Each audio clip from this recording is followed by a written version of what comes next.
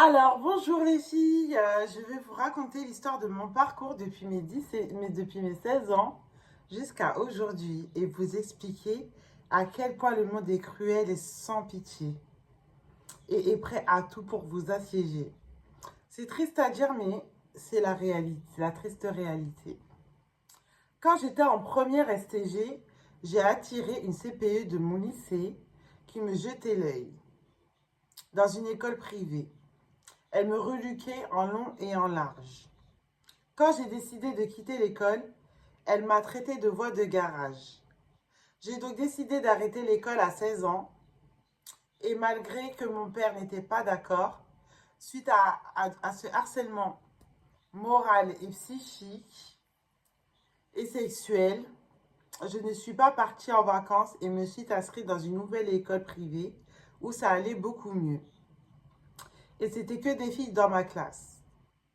Je me suis donc refait une santé scolaire et a eu à nouveau des notes correctes en SES et suis passée dans la classe supérieure.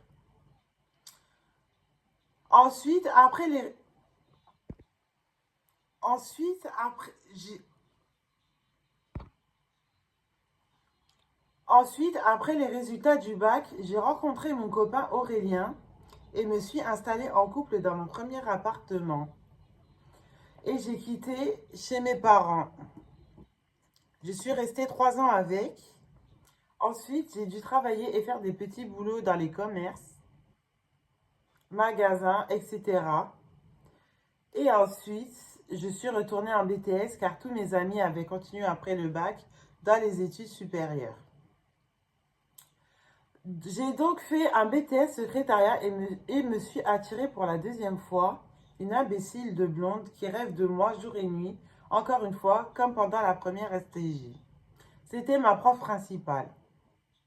Je lui ai dit que cette filière ne me correspondait pas et que je souhaitais quitter la formation et elle m'a convaincue de rester dans cette formation sans daigner s'occuper de moi, de mon cas, pendant plus de 2 ans, étant complètement la figure de la classe et étant très réellement ignorée. Elle entraînait toujours les mêmes filles de la classe arabo-musulmane et laissant les autres élèves filles sur le bas-côté de la classe. En gros, favoritisme à l'état pur. Du coup, elle s'appuyait sur moi jour et nuit pendant les 2 ans, pendant les 24 mois scolaires. Et elle faisait en sorte que je reste alors que je n'arrive pas à m'appuyer ni sur la classe, ni sur la professeure principale. Elle avait daigné me faire un ridicule compliment sur mes cheveux, tandis que je la trouvais complètement indiscrète et qu'elle posait toujours les mêmes questions sur mon tissage. Elle me posait des questions sur mon âge, mes notes du baccalauréat, et je venais à lui répondre par politesse et lui expliqua vaguement, mais sans en expliquer plus. Elle m'expliqua c'était pas moi la plus forte que ce n'était pas moi la plus forte de la classe, mais fallait mieux rester sur les bancs de l'école que de perdre son temps dehors étant jeune. Ensuite, ayant fini les 2 années, j'ai eu mon diplôme et ensuite j'ai été sur le marché du travail. Mais ce que je ne comprends pas, c'est que, étant d'origine hispanique-chinoise, je n'ai aucune origine européenne et je ne comprends pas pourquoi je devrais me plier à la loi française, étant donné qu'il n'y a aucune loi française pour moi. Aucune loi française pour moi.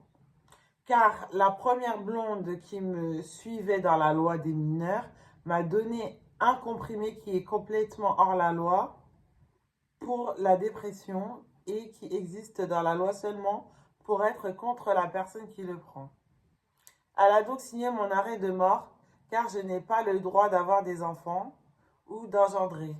Alors que en cas de force majeure, ce n'était même pas moi qui était présente pour moi, sachant que j'attire des blancs immoraux qui ne sont pas, qui sont méprisés, soit lesbiens, soit homosexuels, ou pas du tout de mon âge. Pas du tout de la vingtaine ou de la trentaine, quoi. C'est-à-dire beaucoup plus âgé que moi, homme ou femme. Cet imbécile de blonde me ressasse sans cesse que j'ai des origines afro-asiatiques et qu'ils ne sont même pas de la même, alors que les Asiatiques ne sont même pas de la même confession religieuse que moi. Donc, mais ça, elle ne pourra jamais le comprendre car elle est blonde.